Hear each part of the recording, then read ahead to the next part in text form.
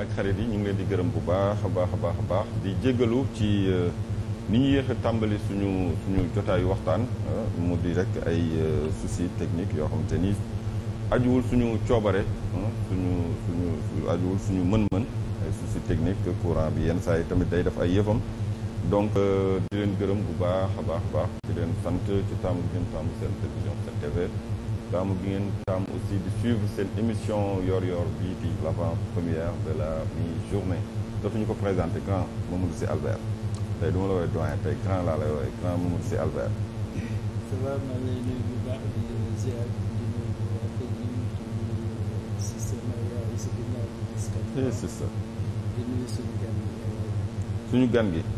suñu gan gi Ndiaga Gueye moom ñëw na fii yàggul dara dellu si waat fii Ndiaga Gueye président de l'association des utilisateurs des TIC technologie de l'information et de la communication nekk tamit chercheur en communication politique à l'ère numérique noonu la Ndiaga waaw mu lay gërëm ñaari casquette société civile profil universitaire waaw ñaari casquette ban moo ci société civile bi mooy président association des TIC mooy société civile mbirum numérique nag universitaire bi mooy chercheur voilà c'est affaire élection ak démocratie super waaw mais ñaar yëpp dinañu amal solo tey de waaw ñaar yëpp dinañu amal solo dañuy sax njëkkee kon casquette chercheur en communication bi waaw d'accord dina baax waaw dina baax kon ñu bàyyi la nga nuyoo maa ngi lay nuyu di la gërëm di la sant di nuyu seen téléspectateurs yi di rafetlu émission yi ngeen di def xam ne day gën a dëgëral démocratie Sénégal day tax ba dëkk bi nekk si jàmm si dal parce que su ñu seetaan seen émission gis nañ ne véritablement vous êtes dans le sens de la construction d'une cohésion sociale buy indi jàmm si dëkk bi. d'accord donc doyen Ndiaga kon moo nekkaat suñu gan tey di ko gërëm ci wuyu bi bii mooy deuxième fois mu ñëw saa bu ñu ko soxlaa mu ñëw kon ñu tàmbali ak chercheur en communication politique à l'ère numérique Ndiaga bàyyil ma njëkk la jox kàddu bi nga defal ñu sa observation ci li fi jot a am dimanche bien avant dimanche dernier jour campagne bi dimanche ñëw na résultat yi ñëw na c'est pas encore officiel mais xam nañ ni mu mujjee on a félicité le vainqueur le vaincu aussi a accepté sa défaite mu mel ni Sénégal fi ñu bëggoon dëkkale suñu borom dimbali nañu parce que bu ñu demee ba suñu naataangoo yi ñu wër yëpp commencé di ñu toiser bëgg ñoo def mappandoo commencé naan Sénégal sax est-ce que mës na nekk démocratie ñu dem ba benn moment ñu commencé am gàcce ci réew mi ni mu naroon delloo ginnaaw ci wàllum démocratie ba suñu borom dimbali ñu ba fi ñu toll nii mu mel ni il ne s'est jamais rien passé jàmm ak salaam finalement l'exception sénégalaise ça existe, c'est une réalité bu ñu xool ba ci biir tout ça pour ça li ñu bëggoon mais c'est que li ñu bëggoon am nañ ko ñiy wax yëpp seen xalaat ñu ngi ko natt ci jouru scrutin bi li xew ci jouru scrutin bi mooy que ñëpp voté nañ ci jàmm leader politique yëpp bi ñu génnee seen wax yëpp ci jàmm lañ ko teg kenn xalabul kenn amul benn violence fenn li ñu seetlu aussi mooy ci organisation matérielle jour scrutin bi amul problème donc ñëpp ñi def appréciation ci processus électoral ci jour bi la ñuy nattee ñoom lépp or processus électoral mi ngi commencé ba ñuy tëgg code électoral bi ko yoree ba ñuy publier résultat définitif yi bu ñuy jógee sax ci loolu contexte bi nga rappelé léegi nekkoon na contexte bu métti ba ñëpp ne woon Sénégal sax est-ce que dëkku démocratie léegi nag pour ñu mën a jàngat réellement ndax parce que démocratie mooy lan mooy ñu ànd waxtaanandoor ñu ànd décider ndoor donc ci démocratie moment décision bi ëpp solo mooy bu élection amee donc fan la ñuy nattee di dëgg démocratie mooy est-ce que ñu ñëw bokk ci élection yi ndax lim bu bëri la lim bi lu muy gën di bëri mooy taux de participation bi ñu naa fii kat démocratie sax na fa parce que lim bi lu muy gën mooy jox président bi ñu fal légitimité li ñu seetlu nag ci Sénégal mooy que élection bu amee ñiy bokk ci élection yi du bari boo xoolee élection législative yi ñu génn taux de participation bi 46% la woon muy 3,750,000 Sénégalais bokkuñ ci élection locale yi ñëw boo xoolee taux d'abstention bi 52%, donc taux de participation 48%. loolu muy 3,400,000 Sénégalais bokkuñu législative yi présidentielle bi résultat définitif yi génnagul mais li ñuy jot a am ci tendance yi mooy que ça va tourner autour de 60%. le taux de participation. waaw si li ma gis ci presse bi li mu publier. autour de 60%. tey am na seen benn naataango bu bind à la une ni ki ñu fal 54% la am mi ngi am à peu près 2,100,000 Sénégalais ñoo ko fal. donc xam nga loolu boo koy natt dañ naa élection bi démocratique gul parce que ñi bokk ci fal bi dañu tuuti. ñu bokk ci fal bi dañu tuuti 2,100,000 boo ko comparé électeurs yi di 7,300,000 xam nga loolu néew na 2,100,000 boo ko méngaleeg ñi waroon bokk ci élection yi te bokk ñu toll ci 9,400,000 ñi ko fal boo ko méngaleeg population Sénégal du 18 millions nga xam ne donc ki ñu fal lim bi ko fal dafa néew te loolu lu muy indi xëy na di nga am légalité mais sa légitimité mooy xaw a xajam te loolu nag du fi lu bees même ki président bi en cours bañ koy fal 2019 aussi problème de légitimité amoon na boo dee xool les standards démocratiques la bëgg a wax ça n'a rien à voir avec la légalité ou bien que fal bi jaarul yoon ça n'a rien à voir mais c'est sur l'aspect démocratique parce que Europe par exemple boo fa demee wala dëkku démocratie dëgg taux d'abstention bu élevé rek mais ñëppay c'est le branle-bas ne mais il y a une crise de la démocratie parce que ñi fal représentant du peuple lim bu ndaw la ñu fii nag duñ ko nattee foofu fii moom lañ ko nattee ne fal nañ ko amul ay maguy am na légalité rek ñu ne woy démocratie la or démocratie mooy ñi ëpp ci askan bi ñooy falaate mais pas lim bu ndaw moom laa doon tuddee keroog démocratie censitaire. waaw mooy lim bu ndaw ñooy fal les représentants du peuple. mais ñi fi jógee ñi fi nekk nii 2000 li leen faloon 2000 président Abdoulaye Wade. 2012 président Macky Sall 2019 mu ñëwaat. waaw ba tey c'est le même constat.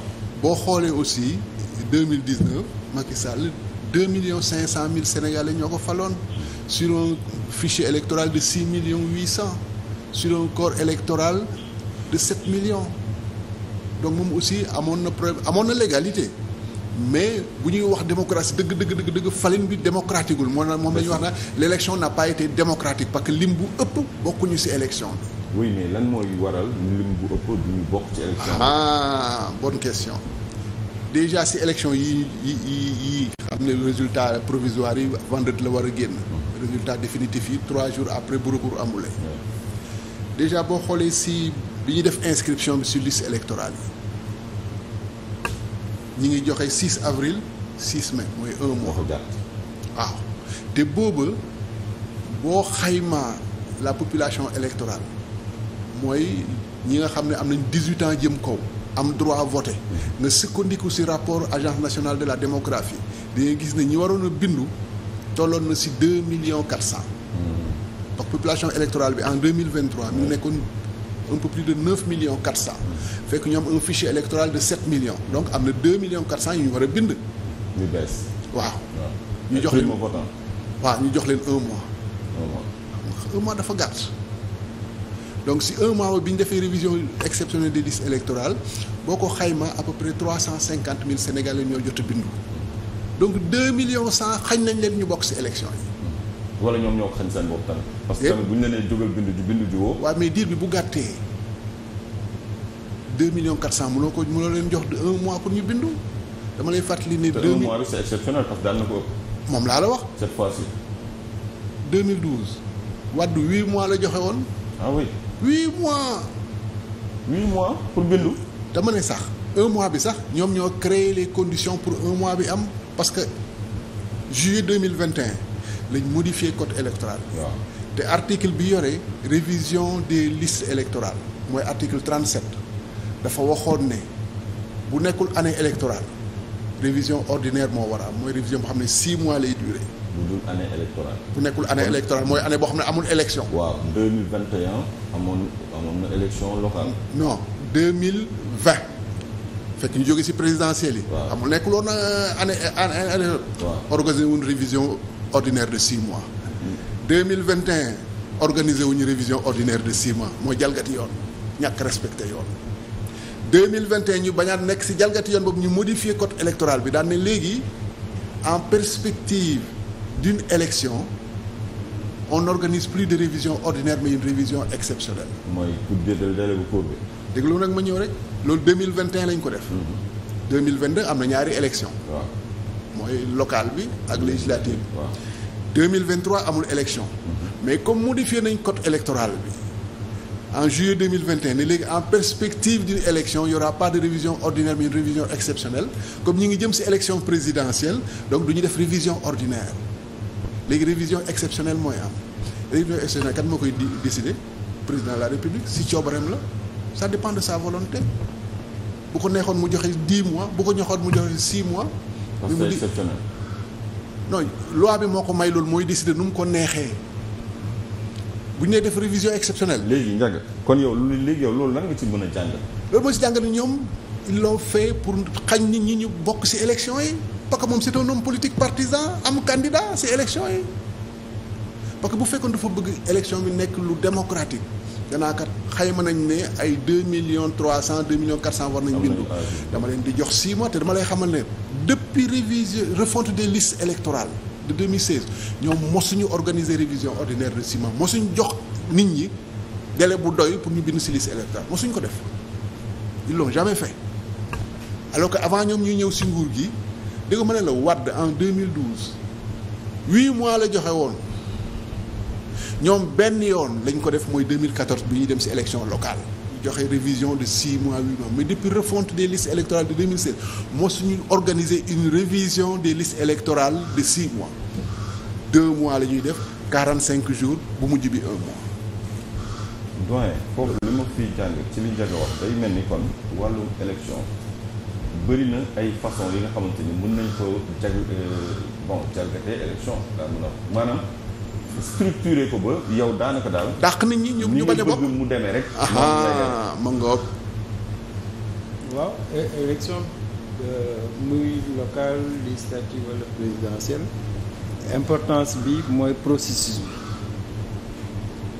processus bi nag est-ce que c'est participatif wala est-ce que c'est pas participatif tout mu ngi dépend démocratie aussi noonu repère pour nga xam élection bi est-ce que c'est une élection démocratique mooy processus bi est-ce que respecte na par exemple comme ni mu ko waxee ñu ngi dem ci élection présidentielle saa suñu génnee ci 2019 rek xam nañu 2024 moo ciy tegu naka la ñu garantir par exemple que ñu am ñi nga xam ne amuñu 18 ans 2019 mais 2024 dinañu am 18 ans mais loolu quand même am nañu statistiques yi. bien sûr war nañu prévoir mais boo xoolee 2024 pratiquement j'ai oublié le chiffre exact les primo-votants qui devaient voter en 2024 ñu bari voté wuñu par exemple Kër Massar bi. kooku dinaa si ñëwaat. Kër Massar bi c'est dans à Dakar. dinaa si ñëwaat ñoom ñoo def seen découpage administratif mais mënoo def découpage administratif mais fekk prévoir quand même l'élection présidentielle qui vient. diggante bi la ñu def Kër Massar département. donc politiquement c'est on l'a fait consciemment. Absolument. Politiquement. Absolument. Parce que Kër Massar c'est une zone rebelle c'est une zone qui a toujours voté Pastef l'opposition etc. donc ce que je veux dire c'est-à-dire que le processus subit des coups tordus. Bon, c'est comme à part les primo-votants là mooy révision des listes xam nga mu wóor na leen que soo defee 1 mois Sénégalais yi nu ñu sàggane nu ñu amee ay prétexte nu ñu amee ay paresse mais tu permets pas aux gens de s'inscrire mais soo defee sur 4 mois 4 mois yi sax même 6 mois yi doyul c'est-à-dire que souvent dañuy joxe délai 3 mois 4 mois mais du am pour communication.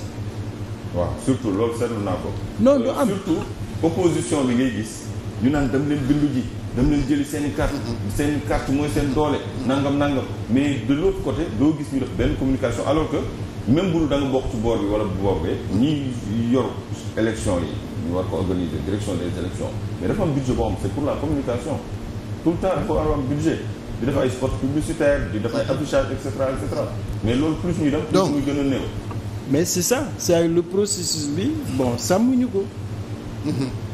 Et malheureusement pour ñun c'est que bon depuis Diouf c'est-à-dire ku yore nguur gi pour moom day maîtriser processus bi jusqu'au bout nag le fichier électoral moom code moo xam la naka la demee processus bi moom code moo xam mais c'est une forme de en tout cas c'est pas une transparence le processus n'est pas transparent c'est même pas que tu voles mais tu empêches des citoyens de voter et ça c'est antidémocratique mooy li mu wax par exemple les gens ne réfléchissent pas à ça c'est-à-dire que le taux d'abstention c'est une anomalie. Bien sûr. Démocratique. C'est-à-dire comment se fait-il que la minorité vote le président de la République, la majorité silencieuse, on n'en tient même pas compte. Et on dit qu'on est dans un système démocratique. Il y a un paradoxe là. Absolument. Et je crois que société civile war nañ ci bàyyi xel comme il l'a dit c'est-à-dire que ñun c'est vrai que il faut pas trop taper c'est-à-dire que malgré les insuffisances du modèle sénégalais il est résilient c'est-à-dire que day am crise mais am na capacité de se dépasser et loolu c'est lié au fait quand même que on a des traditions c'est-à-dire gis nga par exemple su ñu amul woon tradition Macky Sall ak majorité bi dinañ def lu leen neex ci élection bi mais ñun on a une tradition c'est-à-dire on exige une élection présidentielle c'est les Sénégalais ont exigé parce que dañu am tradition vote te wóor nañu ne que suñu demul woon voter avant le 2 on pouvait être basculer dans la crise donc tout le monde regarde par exemple la société civile marche bi mu def fii musul am fii aar suñu élection bi réussite bi mu am mais il y a jamais eu une élection ou une mobilisation aussi importante pour une élection présidentielle parce que Sénégalais yi nangutuñu nga aakimoo processus électoral bi wala nga aakimoo jour de l'élection bi et maintenant il y a un débat sérieux j'espère qu'en tout cas Diomaye bu ñëwee il faut que les gens préparent 2029 oui, lu ñu dal 2024 waratuñu dalaat. oui mais doyen aussi côté société bi aussi am na ci lu ñu ci war a jooyal parce que société sénégalaise bi tamit xaw doy waar nan la ñuy gisee ci sous-préfecture yi mais carte électeur yaa ngi fa yow nga taxaw ni fa ma bindoo dem naa fekk moom sama carte loolu mën nañ la ko nangu mais quant à ñu war na ay jali carte électeur gisuñu seen borom alors que je sais pas qu'est-ce qui est normal est-ce que jaadu na ba tey Sénégal ngay dem di rang di bindu ngay dem di wër sama carte fan laa war a voter ñu naan la du fii fee la est-ce que yooyu noonu ak fii ère numérique toll ci technologie toll est-ce que ñi juddu inscrire nañ leen ku ci am 18 ans war nañ xam ni temps année bi ñii ñoo am 18 ans nombre bi lañ toll mais nombre boobu noonu automatiquement dañu waroon am seen carte électeur mu nekk seen carte de vote mais ay n'est pas inscrit sur la liste électorale ñu koy bind ci doowu carte bi jaga pour organiser élection démocratique moo tax ba comme ni ñu ko waxee ci dëkk yi tendre dimension boo xasee ba am 18 ans rek dañ lay verser automatiquement et gis naa Diomaye président mi ngi ko proposé dans son programme de gouvernance démocratique d'amélioration du processus électoral moom proposé na donc automatiquement rek ñu versé la donc amatul inscription sur le liste damay bind ji ma ngoog di dem ak ñëw comme carte d'identité ñaareel ba dëkk yi nga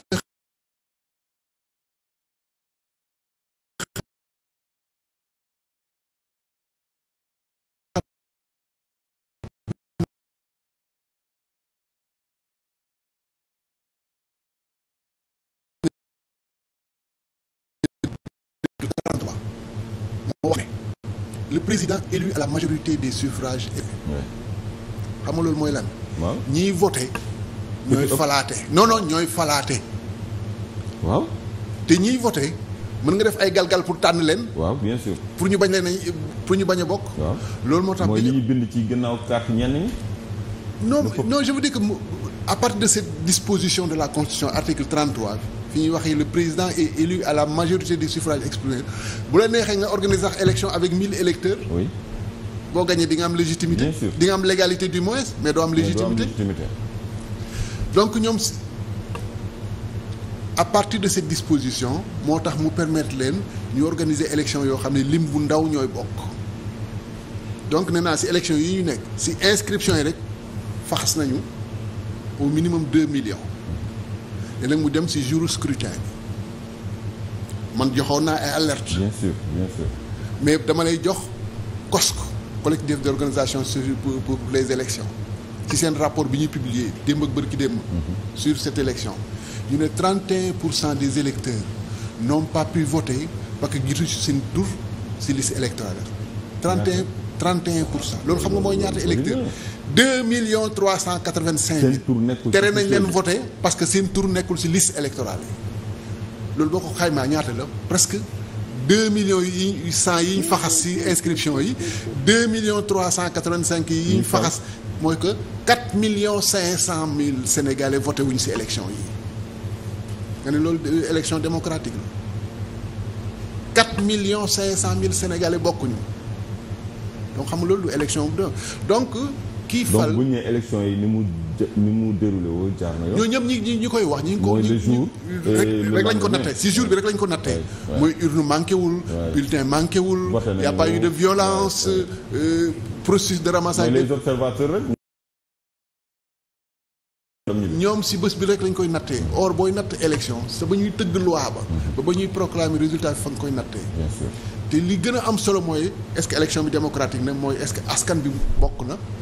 est-ce que honnête na est-ce que résultat yi génn ci urne yi. mooy li askan wi. voté foofu la ñu nattee élection donc su natteel bi njëkk am suñu xayma mooy que élection bi démocratique wul bien que ki ñu fal am na légalité. bien sûr sénégalais yi ñoo ko fal. maintenant nag bu ñuy jàngat sa première sortie mooy le président élu lu bërki dem loon lundi si la def sa première sortie en tant que candidat bu ñu fal. mais pas en tant que chef d'État. oui parce que prêté le serment. voilà man dinaa joxe sama jàngat ci contexte bi yéen journal yi ngeen appelé ko la forme dinaa joxe sama jàngat ci discours bi même xam ne ni ñu permettre après ñu commencer aborder véritablement ce thème émission bi tey mooy. les perspectives pour le Sénégal su may jàngat contexte bi mooy la forme premier discours am en tant que candidat vainqueur de l'élection li ma gis mooy que dafa ñëw sol costume ñaareel ba mu ñëw dem dans un des hôtels les plus luxueux du Sénégal pour man bu ma gisee loolu méngawul ak li ñu jaay Sénégalais li ñu jaay Sénégalais yi mooy patriotisme économique mooy askan bi lañ jiital d'abord mooy l'économie nationale moom lañ njëkk a jiital man boo dikkee sol tenue africain wala tenue sénégalais pour man xaalis bi nga jël pour jëndee ko sa yére boobu waa Sénégal moo ko jox mais boo dikkee sol costume waa bitim réew moo ko jox parce que ñoo koy defar donc je veux dire que entre le tailleur local.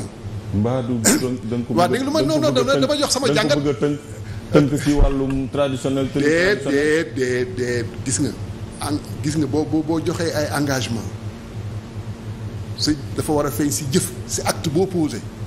kon yow jàpp nga ni Diomaye daal ay grand boubou la war a sol ay.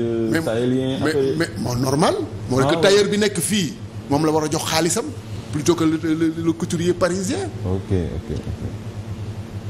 voilà man ma ñëw sol yëre africain boo xam ne tailleur bi nekk fii moo ko defar ak yëre boo xam ne tubaab yi ñoo ko defar fële à Paris ban laa war a privilégié mooy dundal tailleur bi nekk Sénégal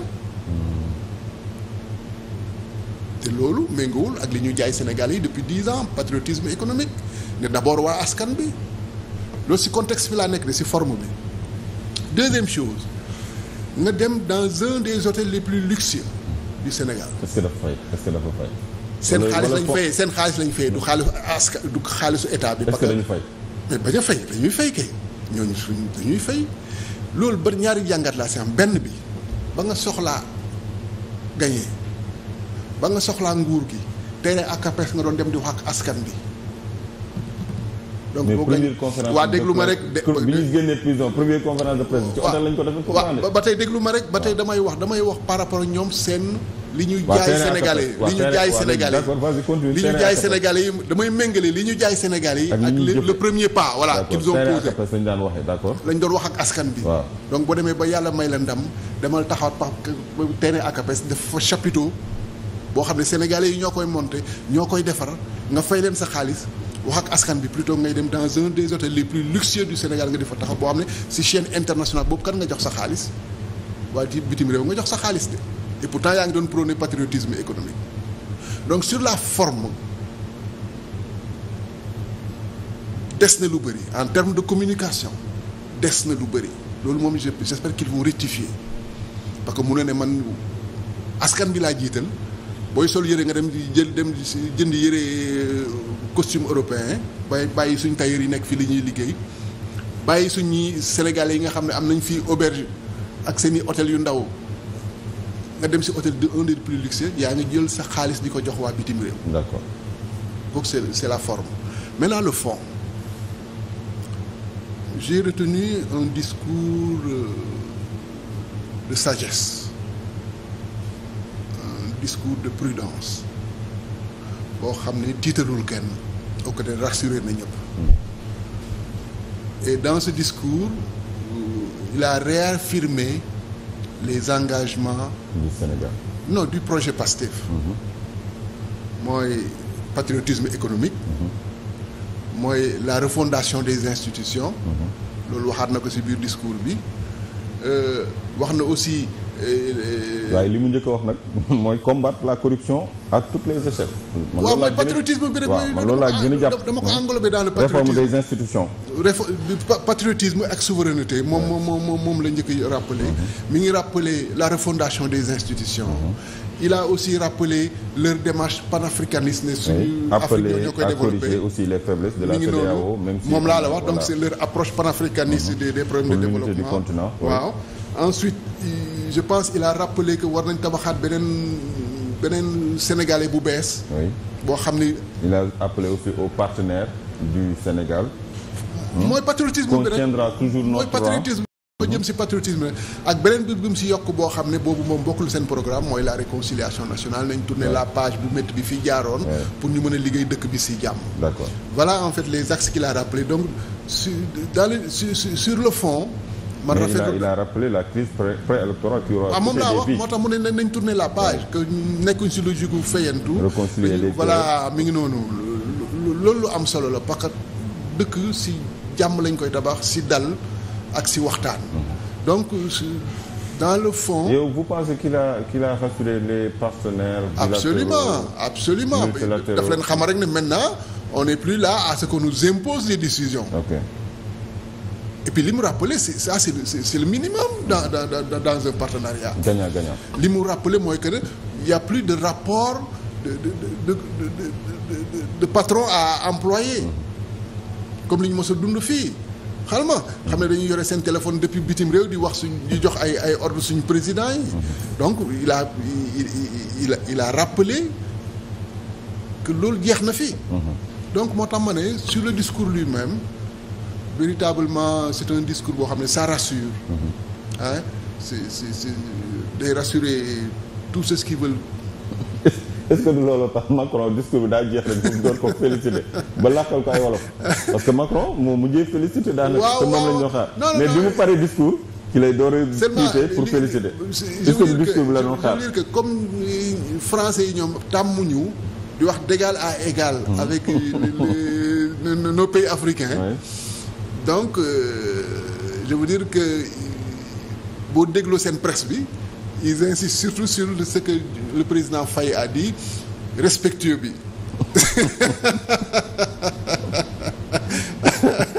xaruma donc président Faye loolu la wax respectueux bi ñoom tubaab bi loolu lañ gën a jàpp parce que tàmmuñu ko yaa ngi ree de tàmmuñu ko ñoom li ñu tàmm mooy joxe ordre waaw xalma toute notre administration infestée de conseillers français et de consultants français qui disent à ceux qui nous dirigent def leen lii def leen lii nii ngeen war a def nii ngeen war a def voilà or président Faye dans son premier discours wax na leen d'une manière très polie manière bu rafet que loolu jeex na fii mooy maintenant c'est un partenariat respectueux xalma loolu moom moo tax ma ne xëy na sur la forme il y a quelques manquements mais sur le fond il a tenu un discours véritablement de sagesse un discours qui rassure. D'accord. Vous comprenez? Oui, d'accord. Donc doyen dafal yow tamit sa analyse ci comme Guèye ñëw na ci première sortie premier discours du candidat du président Faye du président bon du candidat élu. waaw donc yow doyen def ci yow tamit sa benn survol. C'est vrai que c'est une première déclaration parce que dafa xaar ba ñëpp reconnaître sa victoire. Ouais. Donc c'était important que mu jël kàddu pour aussi delloo nit ñi njukkal. Bon là c'est vraiment la politesse. Il a rendu la politesse à tout le monde. Bon wane na aussi que moi ce que j'ai retenu avant c'est l'humilité de Diomaye. Vraiment c'est humble, c'est un discours qui venait du cœur quelque part à travers les remerciements, les témoignages yu mu def ci Ousmane Sonko. C'est une reconnaissance, c'est quelqu'un je crois qui va être reconnaissant parce que il n'était pas programmé pour être candidat. Il est programmé et il gagne, il est plébiscité. Ça veut dire que quand même qu'il va être reconnaissant pendant les 5 ans là. Bon, maintenant comme le contenu c'est quelqu'un qui est décidé. Pour moi c'est des axes de programme. Bon day door ne que fas yéene naa def lii ak lii ak lii mais pour man loolu doyul nañu taxaw pour liggéey. C'est-à-dire que gis nga ba li mu jàngat ci suñu histoire. génn nga discours bi de analyser au discours bi de. nee nga nañu taxaw pour liggéey yow bi dem nga l'après discours. Non c'est-à-dire que le contenu c'est-à-dire mën nga wax ne que moi je veux pour la réconciliation nationale. Je veux lutter contre la corruption. Je veux des rapports respectueux avec les étrangers. Je veux des réformes aux institutions. Ça c'est des intentions. C'est des intentions, c'est une feuille de route, c'est pas suffisant. Un chef de l'État peut-être que discours bi mu nar a def discours d'investiture ou discours d'investiture 2 quand il y aura le gouvernement, c'est-à-dire qu'il faut qu'il sorte de la logique traditionnelle. Aujourd'hui ils ont 2 repères, c'est la démocratie et le patriotisme. Foofu lañu leen di xaar. Ils ont pris le pouvoir pour changer de cap. C'est ça qu'ils ont vendu aux Sénégalais. C'est pour ça qu'il a été plébiscité. Donc en matière de démocratie lan la nar a indi lan la nar a indi ça il faut qu'ils réfléchissent pour dire que moi voilà mon modèle de démocratie. On parlait tout à l'heure du processus électoral. Mais Sénégal dafa war a tourner lu bari en matière de processus électoral moom na am projet bu leer soumettre acteurs yëpp ñu xam ne processus électoral muy local bi di ñëw muy législatif muy présidentiel Diomaye il va marquer son empreinte. Maintenant ce contenu les thèmes de référence une fois que mu def concertation ñi d'accord ci. Il n'a plus de problème pour gérer des processus électoraux fii ak 5 ans ou même peut-être fii ak 10 ans. C'est pour te donner l'exemple de la démocratie. Beneen démocratie bi c'est au niveau par exemple du gouvernement. Il veut réformer. Mais la première décision pour man que j'attends de Diomaye c'est la composition du gouvernement. Et la taille wala. non, composition, c'est-à-dire qui va être le Premier ministre. Ah d'accord. Ah, c'est un élément clé. Ok. Ah, peut-être qu'on aura aussi, bon, on attend beaucoup de son cabinet, la présidence. Comment il va organiser l'État? Et loolu dafa laaj bon mu waxtaan ak Pastef, Ousmane Sonko, les alliés, que le Pastef ne s'accapare pas du pouvoir. C'est vraiment le signal qu'il doit éviter de donner. C'est-à-dire que jël nañu nguur, on s'accapare du gouvernement, on s'accapare du ministère, du palais, passer partout. Ça va donner une image très négative. Ok. Le gouvernement d'ouverture ngay xaar. Non, pas forcément d'ouverture.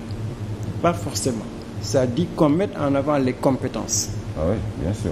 Mais si ces compétences se retrouvent dans le Pastef aussi. Mais oui, non. Le Pastef va être le noyau. Oui. Quand même, c'est le président, il est Pastef, il est secrétaire général. Il ne l'est plus, hein. Non, je veux dire qu'il ne peut pas. Il doit avoir na delloo njukkal Pastef. Que moom ni mu nekkee cadre, ni mu nekkee compétent, il y a d'autres cadres compétents qui se sont battus. Maintenant, pouvoir bi, le noyau ne peut pas ne pas être le Pastef. C'est-à-dire que cabinet président bi, gouvernement bi, les autres, là pour moi il n'y a pas de doute. Oui, mais il faut qu'ils soient compétents. Qu'on les nomme pas parce qu'ils sont Pastef. D'accord. Parce qu'ils sont frères ou copains à Ousmane Sonko ou parce que Ousmane Sonko l'a décidé. Non. La rupture, c'est à ce niveau-là. C'est-à-dire dans le choix des hommes. Bon, là, tout le monde l'attend. Maintenant, le deuxième c'est les politiques publiques. Donc, pour moi, Diomaye, il est sur la bonne lancée. Il a une esquisse de programme, mais il faut qu'il travaille peut-être vite quand même. Oui. Et pour travailler vite, li ñuy gën a xaar doyen bala ñu wax ay réformes mooy fexe ba askan wi gis ni yaa ngi ci yoon bu baax bi mooy fexe ba l'économie du pays, le coût de la vie yooyu noonu nga jublu ci parce que loolu mooy urgence dund bu cher bi. Moi je pense que bala ngaa jublu ci ay réformes dund bu cher bi moom foog nga attaqué ko wut ci ay pexe daar. Pour am solution si dund bu cher bi il faut un changement structurel de l'économie sénégalaise. Or système buy dox depuis 64 ans mënoo ko modifier changer ko si quelque mois. noonu denrées de première nécessité rek. waaw mais boobu da ngeen koy pousser mu jël ay mesures populistes yoo xam ne ça va revenir vers nous. Liggéey bu baax ça prend du temps. mais Guèye moo wax la benn affaire ñii pouvoir bi bettu leen. ñii dañoo toogoon di bind di préparer bu ñu jëlee nguur gi depuis 2019 ñu ngi naan fi ñu jëlee nguur gi lii la ñuy def. lii la ñuy def donc waru leen a bett en quelque sorte. Des programmes de campagne ak communication de conquête du pouvoir c'est totalement différent boo jotee ci nguur gi. dama lay fàttali président Macky Sall du yoonu yokkute la ñëwee. ba mu dikkee gis les réalités du Sénégal parce que tant que nekkoo système bi doo xam les réalités indiwul plan Sénégal émergent donc je vous dis que programme bi ngay wax dañ ko bindoon kooku programme de conquête du pouvoir léegi nag dañu war a élaborer un programme de gouvernance sur 5 ans. mooy maanaam su ñu demee ba dugg ci biir. mais pour répondre ba xam li nekk ci biir ci la ñuy door a mën a xam moo tax ma ni même bu ñu xamee li ci biir nañu fexe jublu ci xam nga ñii. c'est que li may bañ moo ñu pousser leen à prendre des mesures à la va-vite pour satisfaire une demande populaire yoo xam ne sur le plan économique c'est pas justifié et que ça va revenir vers nous mais pour jàngat comme ni nga ko waxee une nouvelle ère c'était mu émission bi comme ñoom jotaguñ defagul prestation de serment posegul les premiers actes ñu ni suñu jàngat pour répondre à votre question est-ce que c'est le début d'une nouvelle ère ñu ngi ko mën a baser uniquement sur son programme de campagne te man bu may jàngat loolu fi ma am xam-xam mooy affaire élection ak démocratie mooy ñoom ci seen biir programme lan la ñu proposer pour améliorer démocratie Sénégal ma jox ci sama njàngat fi ma xam-xam aussi mooy affaire numérique l'économie numérique ma xool ñoom li ñu proposé xool ndax lii dina mën a nekk une nouvelle ère pour le Sénégal boo liiree seen programme Diomaye président sur la gouvernance démocratique ñoom ñu ne ils vont faire une nouvelle constitution en s'inspirant des conclusions des assises nationales et du CNRI. Ensuite, pour aller vers une démocratie participative. Ça veut dire que ñoom ils remettent pas fondamentalement en cause le modèle démocratique que nous avons au Sénégal. Sur ce plan-là, ils ne proposent rien de nouveau, il n'y a pas de rupture, comme ils le disent. Nous avons au Sénégal une démocratie représentative. Ils ne la remettent pas en cause. Oui. Je disais tantôt que la démocratie, c'est l'égale participation des citoyens au débat politique et à la décision politique. Mais comme on ne peut pas tous discuter avant de prendre une décision, il est apparu qu'il fallait qu'on élise des représentants ñuy wax ci suñu tur. Loolu joxe globalement deux façons démocratie. Benn démocratie bi ñu tuddee ko démocratie représentative à mandat représentatif, beneen démocratie bi ñu tuddee ko démocratie à mandat impératif. Ñun Sénégal démocratie représentative la ñu am boo ko gisee Sénégalais yi amul kenn ku ci kontaan ñëpp ngi ŋàññi politiciens yi lu ñu wax duñ ko sàmm tey ñu wax lii suba ñu def lële donc il y a une crise entre les citoyens et les politiciens caractéristique d'une crise de la démocratie. Or ñoom ñu ne système boobu la ñuy maintenir parce que dans une démocratie représentative la seule loyauté de l'élu est son indépendance vis-à-vis de ses électeurs mooy lan fal leen ma après maa moom sama bopp lu ma neex ma def loolu mooy démocratie représentative. Dès que vous êtes élu vous échappez à tout contrôle buñ la xasee ba fal yaa moom sa bopp kenn mënul ci yow dara. ma jox la ay exemple commencer par le maire un maire bu ñu ko xasee ba fal lan la ko les habitants de sa commune mënal dara mënaluñ ko dara lu ko neex mu def. yow kontaanoo ci élection di ñëw mangoog yow kontaanoo ci maire bi leen dong nga mën a def bind ko lettre di ko demander des comptes bu ko neexee mu tontu la bu ko neexee du la tontu bu la tontuwul nooy def saisir l'autorité administrative. Le sous-préfet et le ou bien le préfet ou le gouverneur ñooñu aussi amuñ benn obligation tontu la ñooñu bu ñu la tontuwul noo mën a def dem jëlee avocat dem saisir le juge administratif ban citoyen la ñuy jox pouvoir foofu pour mu mënal dara maire bi rien député yi ñu fal. yaa ngi ci démocratie représentative. ba tey pour wax ne ni muy fonctionner. waaw mais et l'autre face. waaw déglu ma rek maa ngi ñëw. damay fonctionner d'abord pour ñu comprendre lan mooy démocratie représentative mooy démocratie bi ñu am Sénégal te ñu koy dund tous les jours. mooy que maire bi bu ñu ko xasee ba fal mënatuñ ko dara. député bi. pareil. rëcc na la mënaluñ ko dara. waaw bala nga koy mënal dara rek élection ñëw. président. tey député yi bu ñu voté woon loi ne léegi Sénégal yi dañ leen di jaayaat. mënuloo ko dara lu ko neex mu def. président nag waxi noppi. waaw kooku moom demi jëla moom. waaw loolu mooy démocratie représentative loolu moo tax par exemple ba bu ñuy wax nit ñi naa programme candidat yi programme nañ ci wax xanaa xamoo ne dans une démocratie représentative le candidat une fois élu n'a aucune obligation de respecter ses promesses. mangoog waaw d'accord waaye léegi beneen démocratie bi laa bëgg nga ñëw ci taxaw ñu fan la am. maa ngi ñëw si beneen démocratie si démocratie représentative suñ constitution article 64 xam nañu fa bind les députés votent les lois à leur nom. Le vote du député est personnel. Oui, parce qu'il représente le député, il est censé représenter le peuple. Non, mais xam nga lan déggu li ma la wax xanaa. Il le vote en son nom. Voilà xam nga loolu mooy lan dañu yaakaar ni c'est un représentant du peuple la ca base bi. Voilà. waaw la ca base bi la indi. alors que député bi yoon daf ne constitution daf ne si coobare boppam lay voté loi yi buy voté loi yi du xool ñi ko fal de. mais parce que dañu jàpp ni ña ko fal seen baat lay waxee. waaw léegi jag beneen ñëwal ci beneen démocratie da nga wax ma fu mu am man dama yàkkamti nga wax ma boobu fu mu am parce que boobu on dirait que c'est l'idéal on dirait que j'ai pas dit c'est l'idéal de non l'autre damay expliquer damay présenter l'autre démocratie beneen bi moo gën bi ngay wax ni déet waxuma loolu de dama ne rek ñaari façon démocratie moo am léegi beneen bi léegi bàyyi ma pare si mandat impératif si démocratie accéléré ko temps bi lay jeex si démocratie à mandat impératif askan bi mun nañu réunir nit ñi lii lañ bëgg nga defal ñu ko te da koy def obligatoirement sinon mun nañu réunir révoquer ça veut dire que il y a